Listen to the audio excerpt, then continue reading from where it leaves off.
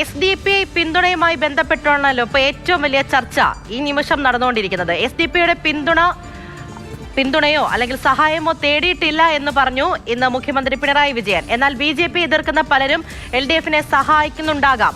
വർഗീയ കക്ഷികളുടെ ഒരു പിന്തുണയും തേടി LDF പോകില്ല എന്നും മുഖ്യമന്ത്രി ആവർത്തിച്ചു. നേമത്ത് SDP-യുടെ വോട്ട് സ്വീകരിക്കുമെന്ന വി ശിവൻകുട്ടിയുടെ പ്രതികരണത്തിനാണ് മുഖ്യമന്ത്രിയുടെ വിശദീകരണം. LDFന് പുറത്തുള്ള ഒരു കക്ഷിയുമായി ധാരണ ഉണ്ടാക്കിയിട്ടില്ല. എന്നാൽ BJPക്കെതിരെ ആരെങ്കിലും വോട്ട് ചെയ്യുന്നത് തങ്ങളുമായിട്ടുള്ള ധാരണയുടെ ഭാഗമല്ലെന്നും മുഖ്യമന്ത്രി വിശദീകരിച്ചു. ഞങ്ങൾ സ്ഥാനാർത്ഥികൾ മത്സരിക്കുന്നുണ്ട്.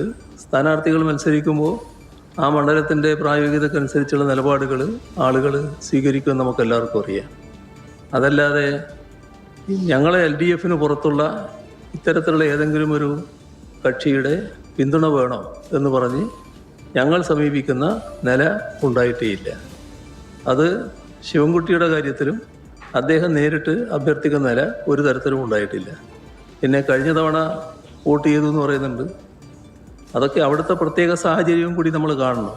BJPയെ ഞങ്ങൾ ശക്തമായി നേരിടുന്നു വന്നപ്പോൾ സാധാരണഗതിയിൽ രാഷ്ട്രീയമായി ഞങ്ങളോട് യോജിപ്പില്ലാത്ത, ഞങ്ങളുമായി സഹകരിക്കാത്ത ചില ആളുകൾ BJPയെ പരാജയപ്പെടുത്താൻ ഞങ്ങൾക്ക് വോട്ട് ചെയ്തിട്ടുണ്ടാവും.